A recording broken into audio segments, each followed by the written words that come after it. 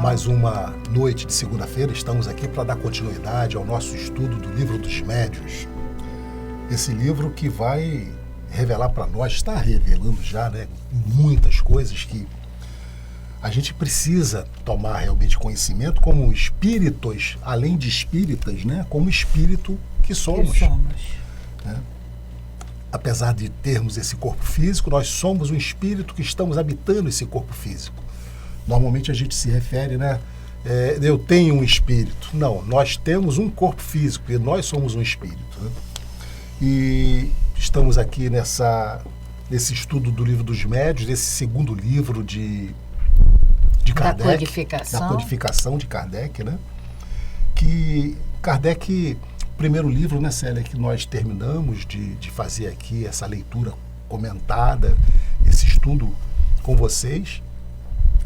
E Kardec, depois do primeiro livro, em que ele traz todas aquela manancial de 1019 questões com as respostas dos espíritos, ele viu a necessidade de trazer um livro falando sobre a mediunidade, que é exatamente o ser médium, é você estar no meio, é você receber as informações. Ele precisava codificar como essas leis poderiam se encaixar e trazer para nós. Nós vimos o capítulo 1 já desse livro, onde ele faz um questionamento, né, se há espíritos, e Kardec traz didaticamente todas as respostas para nos trazer, nós trazemos essa certeza de que há espírito. Né? E agora nós estamos no capítulo 2, que ele está falando para nós do maravilhoso e do sobrenatural. E, Nivaldo, vamos lembrar mais uma vez que aqui no início, Kardec vem nos dizendo que esse livro é essencialmente importante para todos os médiuns, mas ele também é de uma importância sumária para todos nós. Sim. Para os médiuns é essencial. Porque ele vai nos mostrar aqui, né, Célia, como proceder com relação diante de várias situações. Que vão aparecer, que vão surgir já apareceram em nossas vidas, que já até apareceram em nossas vidas. Como proceder, como pensar, como perguntar, como... Então Kardec vai trazer toda essa relação nossa com os espíritos. E esse capítulo, né, Célia, do maravilhoso e do sobrenatural, Kardec está enfatizando para nós aqui essa necessidade de a gente desmistificar esse maravilhoso, esse sobrenatural, esse milagre que muitas das vezes a gente atribui a determinados acontecimentos por falta de conhecimento.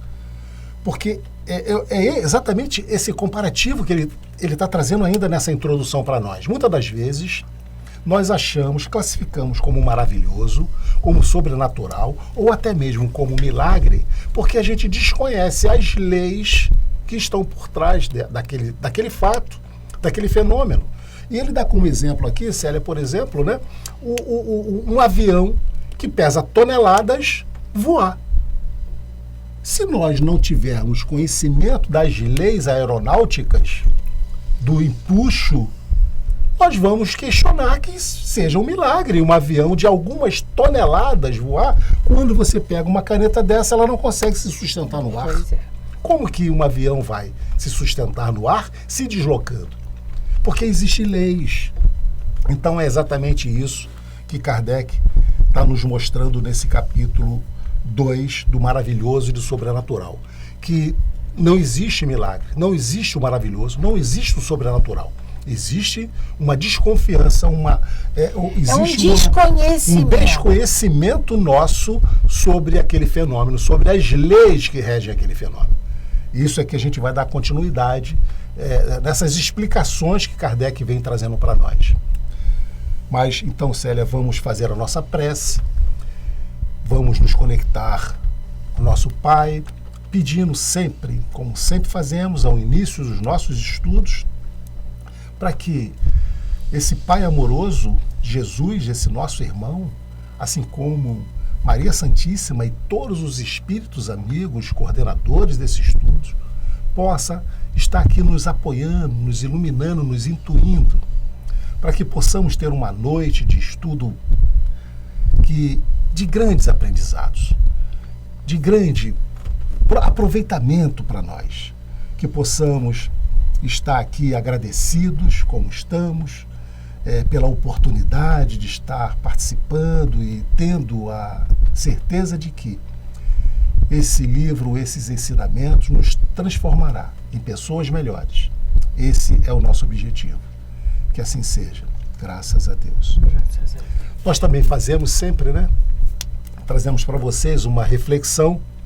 E a da noite de hoje será colocado aí na tela para vocês. E diz assim, é uma frase de Chico Xavier. Eu tive muitas portas fechadas em minha vida, mas o tempo me mostrou que elas só estavam me protegendo dos lugares em que eu nunca deveria entrar. É para a gente reflexionar, né, Célia? Quem não teve decepção na vida de querer alguma coisa e essa coisa não aconteceu?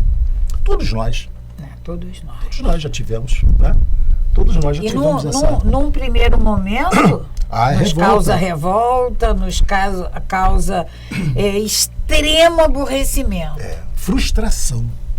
Isso nos traz uma frustração violenta, sabe? Aquilo que a gente deseja, aquilo que a gente se prepara e muitas das vezes chega lá na hora, não, a porta é fechada. E essa frustração que você falou, né, essa insatisfação, toma conta da gente. Só que também já aconteceu com vários de vocês, comigo também. Depois de muito tempo, ou de alguns anos, ou às vezes de alguns dias, a gente percebe que se nós tivéssemos recebido aquilo que naquele momento era o que a gente mais queria, teria sido ruim. E isso aí, nós estamos falando em portas, em oportunidades, mas isso é em tudo na nossa vida. Em tudo, em tudo, em tudo. Aquele emprego. Sim. Aquele filho que eu queria tanto, mas não foi possível. Sim.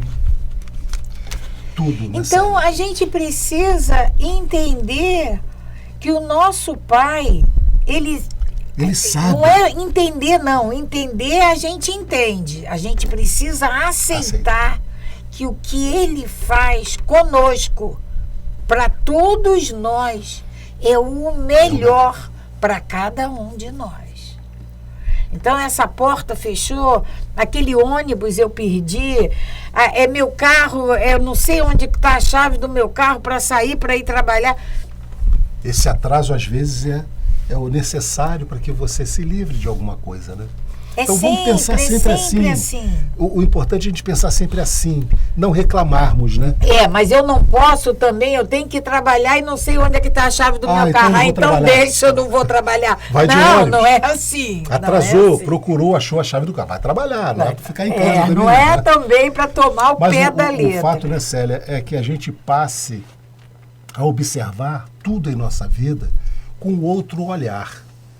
Que a gente não reclame dessas portas que, porventura, foram ou serão fechadas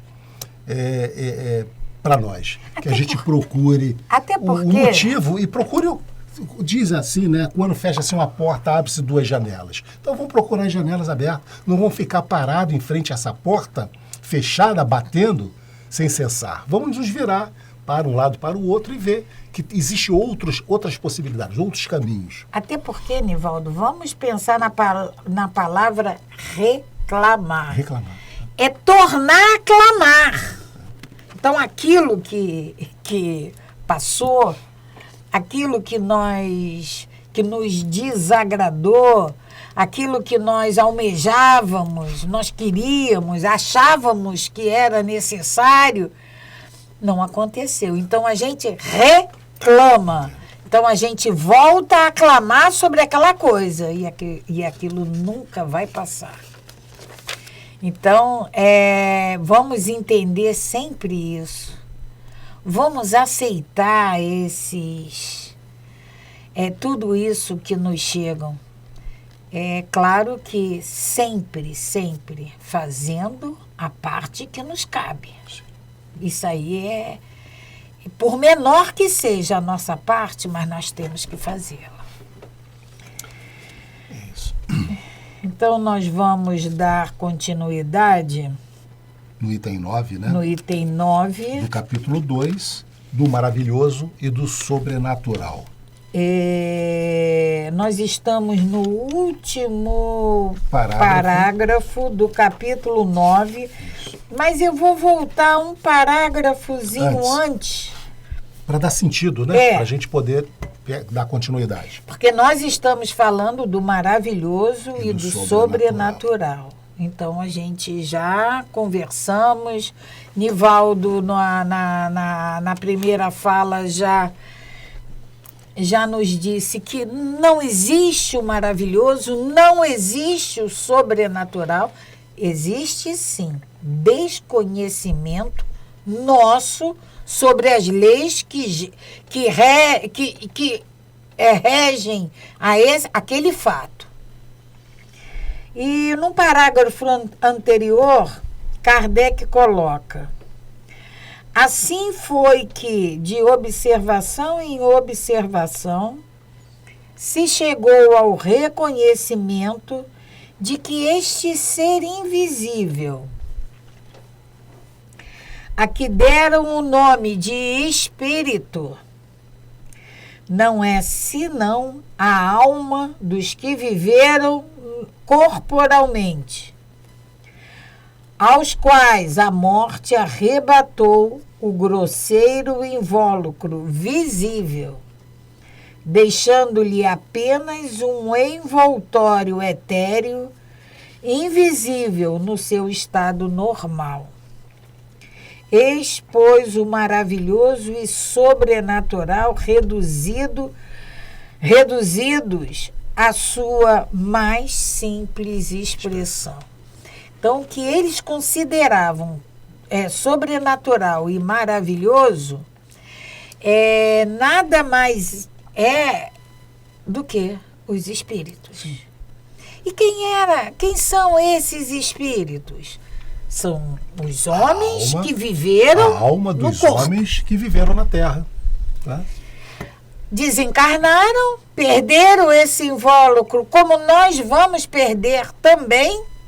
Mais cedo ou mais tarde, todos nós vamos nos despojarmos desse envoltório. E vamos voltar a viver essa vida espiritual. Isso aí. E esse maravilhoso e esse sobrenatural fica reduzido ao espírito aos espíritos despojados do corpo material. Esse é o maravilhoso e sobrenatural.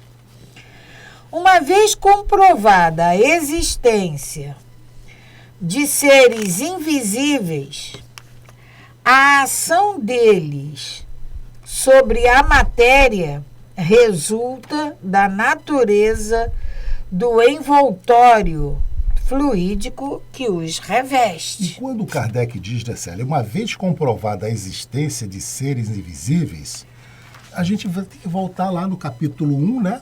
Que Kardec pergunta se há espíritos e tem aquele 10 questionamentos, 10 perguntas que Kardec faz. Se vocês tiverem o livro, vocês voltem lá, está pertinho. Né? Kardec faz aqui 9 questionamentos em que a gente obrigatoriamente vamos chegar a essa conclusão de que há espíritos.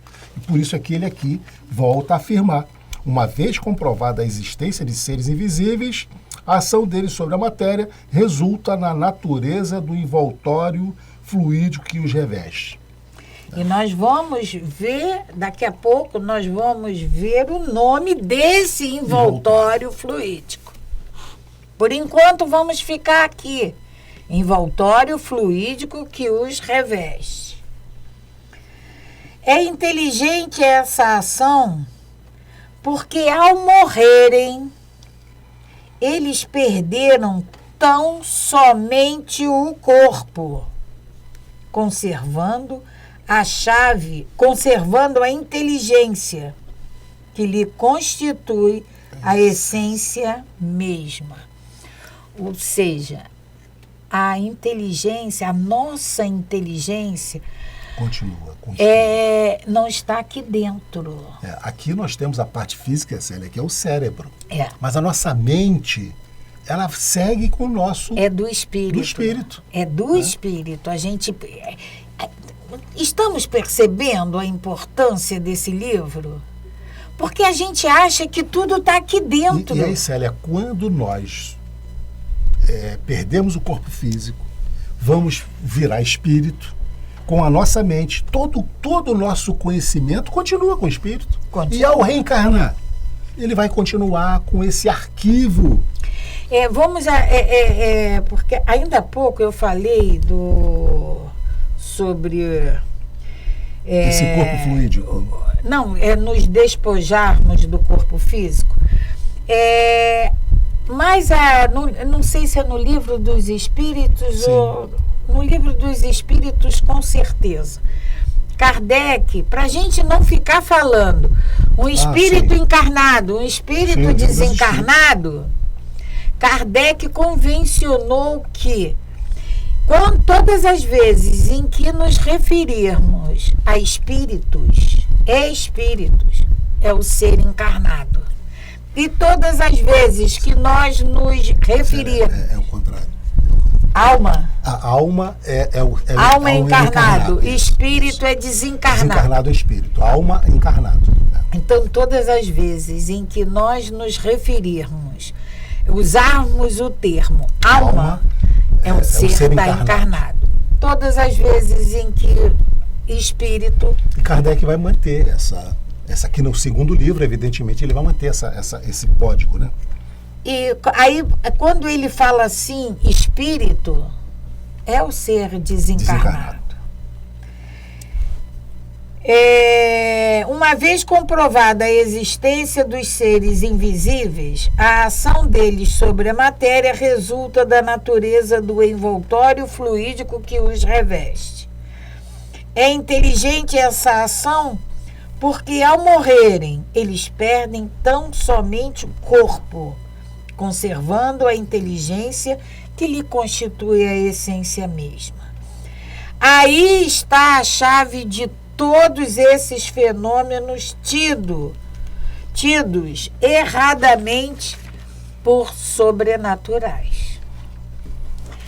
A existência dos espíritos não é, portanto, um sistema pré-concebido ou uma hipótese imaginada para explicar os fatos. É o resultado de observações e consequência natural da existência da alma. Negar essa causa é negar a alma e seus atributos. Digne-se a apresentá-la aos que pensem em poder dar desses fenômenos inteligentes uma explicação mais racional e, sobretudo, apontar a causa de todos os fatos. E então será possível discutir-se o mérito a cada uma. Kardec faz... nós vamos reparar que ao longo desse livro, Kardec vai chamar muito a nossa atenção para estudos profundos, para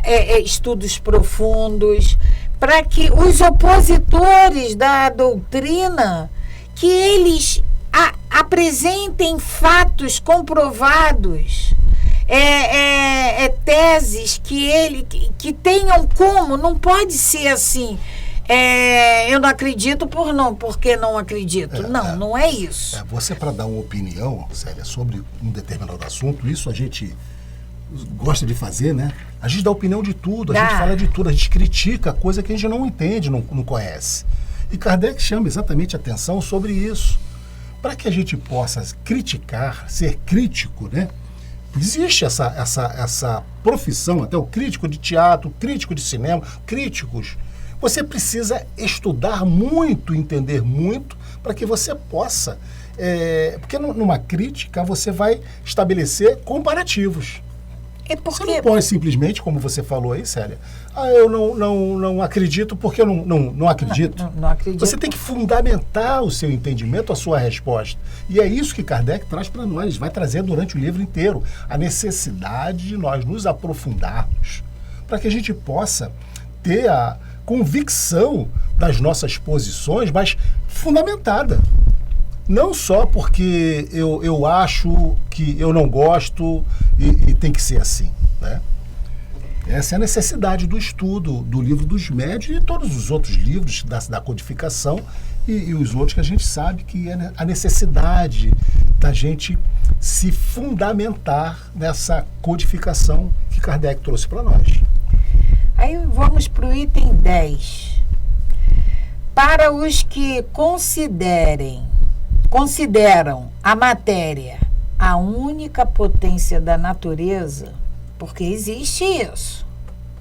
Se eu não conheço, se eu não vejo, se eu não posso pegar, então é porque não existe. Quantos que a gente sabe que não acredita no espírito, não acredita na alma, porque acha que o corpo vai viver, vai morrer, acabou. Não temos isso? Acabou tudo. Não, só vive aqui, acabou o corpo, acabou tudo, né? Então, para os que consideram a matéria a única potência da natureza, tudo o que não pode ser explicado pelas leis da matéria é maravilhoso ou sobrenatural. Se ele não acredita, né? Qualquer coisa que você faça, para ele é impressionante. Aquilo ou as leis da matéria explicam e logo existem, aquela coisa logo existe, ou se as leis da matéria não explicam, não existe. E para eles, o maravilhoso é sinônimo de superstição. Se assim fosse, a religião que se baseia na existência de um princípio imaterial seria um tecido de superstições.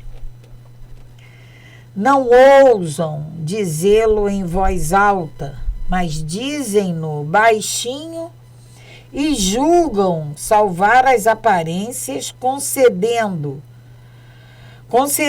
que uma religião é necessário ao povo e às crianças para que se tornem ajuizados. Ora, uma de duas: ou o princípio religioso é verdadeiro ou falso. Se verdadeiro, ele o é para toda a gente. Se falso, não tem maior valor para os ignorantes do que para os instruídos. O importante, né, Célia, que a gente vai ver, Kardec, ele vai trazendo didaticamente, passo a passo, para que a gente possa ir entendendo. Ele não nos força a entender nada. Ele vai colocando o raciocínio para que a gente possa exatamente raciocinar em cima dessas questões espirituais, né? O item 11, ele continua aqui, né, Célia? Os que atacam o espiritismo em nome do maravilhoso se apoiam geralmente no princípio materialista, porquanto, negando qualquer efeito extramaterial, negam ipso facto a existência da alma. Sondai-lhes, porém, o fundo das consciências. Percustrai bem o sentido de suas palavras e descobrireis quase sempre esse princípio. Se não categoricamente formulado, germinando por baixo da capa com que o cobrem, há de uma pretensa filosofia racional. Então, só voltando aqui novamente, né? Sondai-lhe, porém, o fundo das consciências. Percustrai bem o sentido de suas palavras e descobrireis, quase sempre, esse princípio. Se não categoricamente formulado, germinando por baixo da capa com o que cobrem, há de um pretenso filosofia racional. É esse princípio materialista, que tudo se explica pelas leis da matéria. Esses são os que atacam o espiritismo. Porque no espiritismo nós vamos tomar conhecimento de um mundo invisível. E por ser invisível, ele não é material. Lançado à conta do maravilhoso, tudo o que no decorre da existência da alma são, pois, consequentes consigo mesmos. Não admitindo a causa, não podem admitir os efeitos. Daí, entre eles, uma opinião preconcebida que os torna impróprios para julgar lisamente o espiritismo. Visto que o princípio de onde partem é o da negação de tudo o que não seja material. Então, tudo aquilo que aquelas pessoas, né, não conseguem pegar, isso não existe. É a concepção do materialista. Se eu não posso pegar, não existe. Vamos lembrar que esse livro... É muito difícil você... esse livro, Nivaldo, 1861. Quando Kardec codificou o Livro dos Médiuns, ele precisava explicar todos os fenômenos que aconteciam. E ele vai trazer aqui passo a passo para nós, todos eles, né? E nós vamos lembrar o filme de Kardec, apesar de ser filme e ter muita coisa da indústria cinematográfica, mas ele nos dá uma ideia quantas objeções Kardec enfrentou. Muitas. Charlatanismo, né? tá enganando. E o próprio Kardec passava embaixo da mesa, porque a mesa estava suspensa, e ele via, ele ia constatar. O Kardec, ele foi destituído, ele dava aula, né? Ele foi demitido das escolas, ele teve toda uma perseguição, inclusive de outras religiões na época, por conta dessas convicções que ele veio trazer para nós. É por isso que ele fala tanto aqui em materialismo, em provar, e apresenta a sua, como ele apresenta os fatos então convincentes, e nós vamos então estudar. Porque ele tinha muita barreiras para ultrapassar. Era muita gente contra tudo isso que ele estava trazendo, foi a fundo. Estava codificando. Quanto a nós, dar-se-á aceitemos todos os fatos qualificados de maravilhoso, pela simples razão de admitirmos os efeitos que são a consequência da existência da alma. É uma pergunta, na verdade, né? Pela simples razão de admitirmos os efeitos que são a consequência da existência da alma, dar-se-á, sejamos campeões de todos os sonhadores, adeptos de todas as utopias, de todas as excentricidades sistemáticas. Quem o supuser, demonstrará bem minguado conhecimento do Espiritismo. Mas os nossos adversários não atentam nisso muito de perto. O de que menos cuidam é da necessidade de conhecer aquilo de que falam. Então, mais é uma vez aprofundar. Kardec falando. Quer dizer, havia muitos críticos do espiritismo naquela época e há até hoje. Nós sabemos, né, Célia, por relatos, eu não vivi essa época, mas os centros espíritas tinham que ter nomes das pessoas, dos participantes, e esses nomes eram controlados pela polícia. Então, o espiritismo, ele teve muitos pessoas contra, teve muitos contras, né? Kardec, então, ele precisava trazer esses fundamentos para que aqueles que tivessem realmente interessados se aprofundar nesse conhecimento. E ele, ao mesmo tempo, convoca aqueles os que são críticos, que eles aprofundem o entendimento. Segundo eles, o maravilhoso é absurdo. Ora, o espiritismo se apoia em fatos maravilhosos. Logo, o espiritismo é absurdo. Essa comparação que eles faziam, né? E consideram sem apelação esta sentença.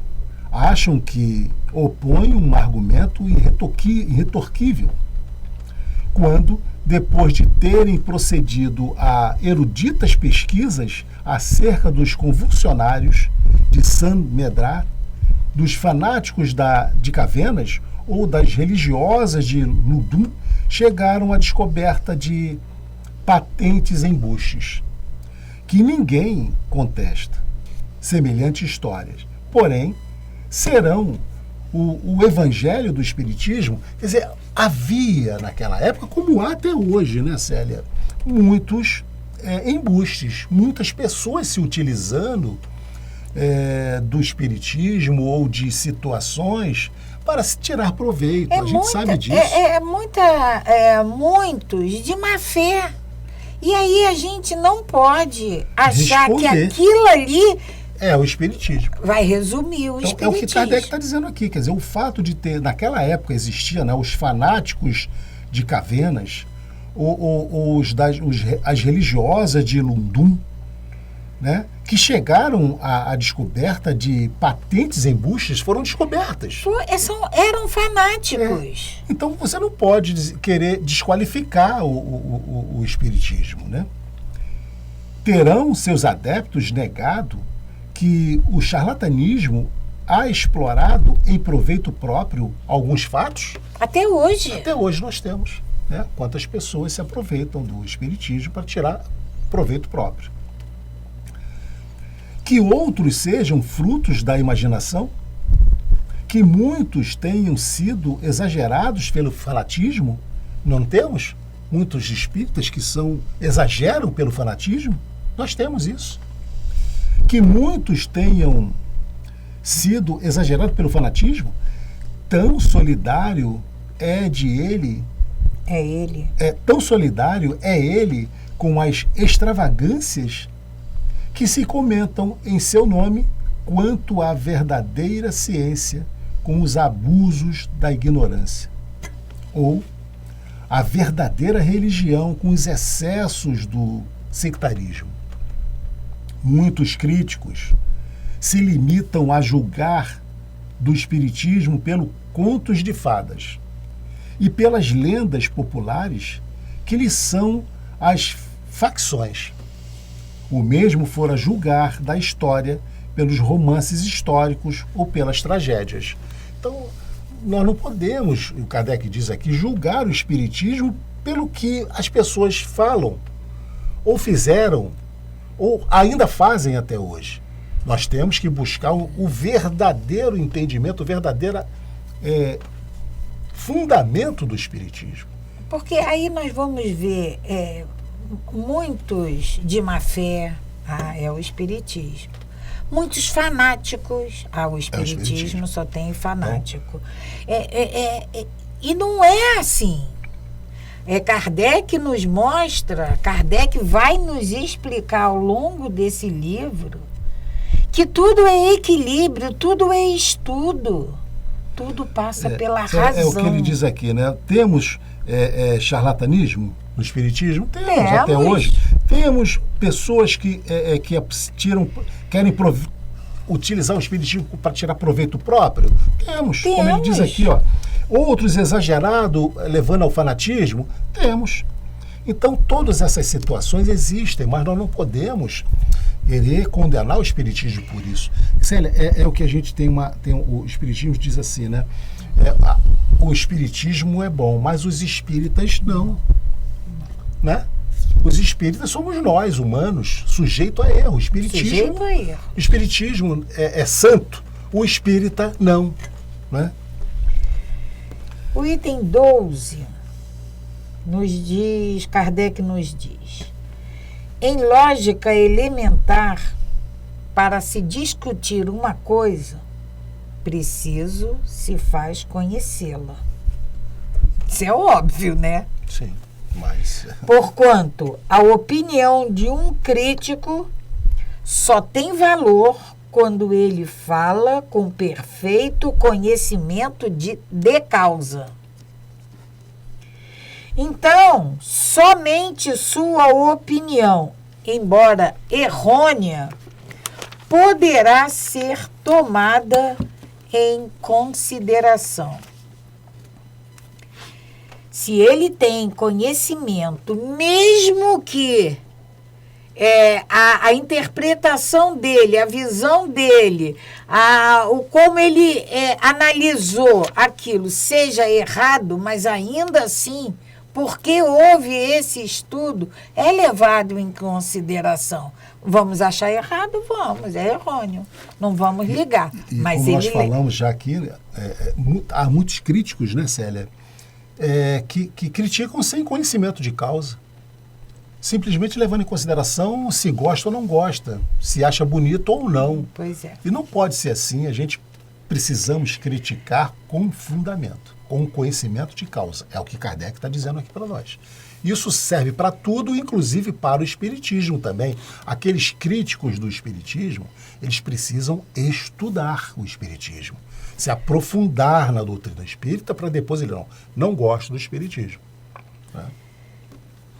Que peso, porém, terá quando ele trata do que não conhece?